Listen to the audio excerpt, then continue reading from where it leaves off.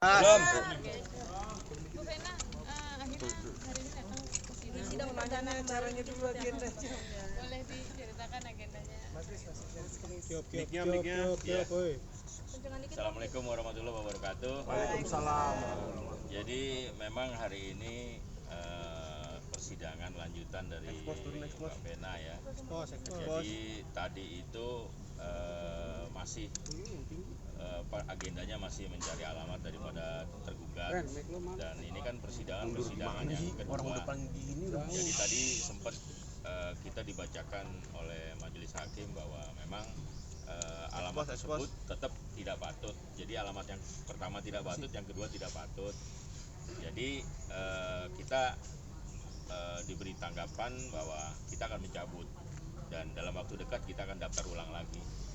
Jadi untuk perkara 3010 hari ini kita cabut, dan mungkin setelah penetapannya keluar nanti langsung kita daftarkan ulang lagi dengan gugatan yang baru lagi. Tetap agendanya ya kita hanya minta cerai aja. Itu aja teman-teman agenda hari ini. Bang, mungkin ada geram nggak sih Bang? Mungkin sampai sekarang belum ada alamat dan nggak ada komunikasi dari pihak lawyer ke lawyer. Nggak ada lawyer. Jadi kalau ada lawyer kan kita jelas. Kalau ada lawyer, jadinya ini memang dalam gugatan yang kali ini memang dinyatakan kita cabut. Jadinya bukan masalah ada interaksi antara lawyer ke lawyer. Kalau ada interaksi lawyer ke lawyer ya berarti kan ada tergugatnya. Ini nggak ada tergugatnya sama sekali. Jadinya maka tadi kita cabut, dan kita akan ajukan mungkin gugatan goib gitu. Gugatan goib kan makan waktu juga kan, tapi akan segera kita daftarkan.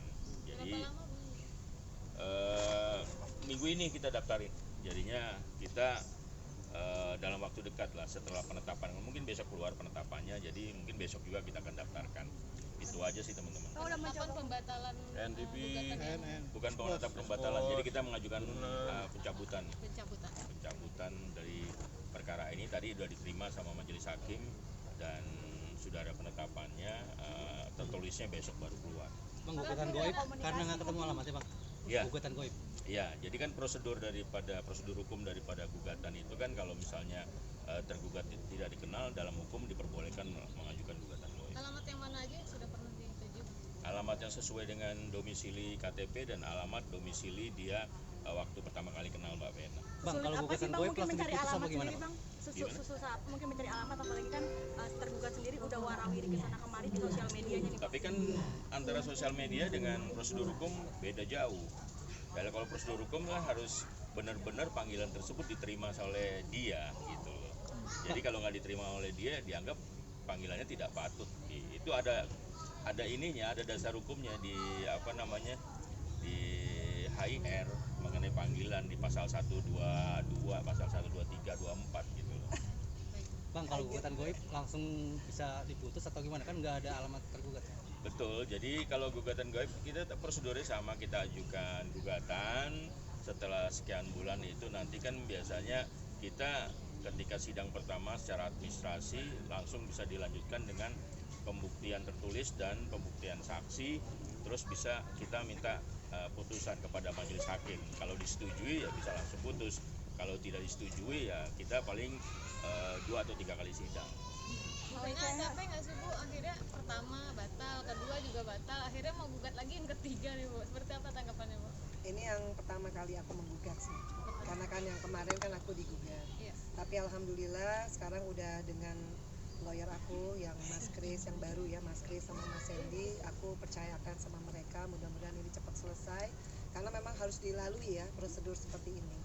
Kalau lelah sih mungkin lelahan waktu kasus KDRT ya, tapi aku bisa melewati, artinya ini insya Allah aku bisa lewati. Kalau Vena hari ini hadir ke persidangan mungkin dengan outfit yang sangat merah-merah menyala merotot. Ini karena baru syuting, bukan karena acara ini so aku make upan, enggak. Aku biasa juga nggak make upan, nggak full dress gini karena tadi pagi syuting di Trans.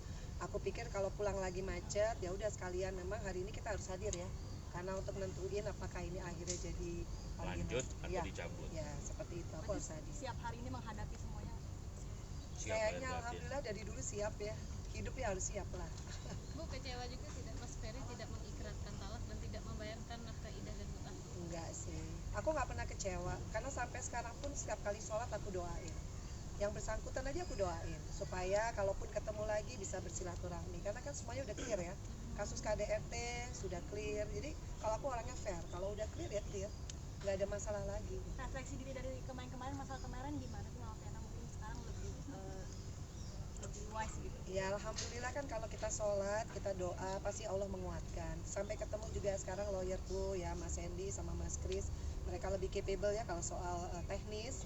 Aku juga belajar nih, jadi mudah-mudahan pembelajaran besar nih kalau nanti sewaktu-waktu kalau menikah tuh kita banyak hal yang mesti kita pertimbangkan. Ini pembelajaran luar biasa buat hidup aku.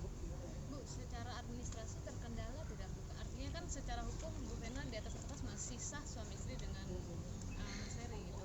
Ada kendala tidak Bu sampai akhirnya harus Nggak ada sih, karena aku juga nggak niat ada hubungan sama orang lain. Aku niatnya sekarang hanya untuk Feral, Atala, Fania, apalagi Fania ya, yang harus aku urusin, aku besarkan. Jadi kayaknya aku nggak ada hal yang aku kejar. Jadi aku juga ngejalaninnya ya, ini pembelajaran. Dari tadi aku nanya nih sama Mas Kris, sama Mas Sandy, ini kenapa bisa jadi begini?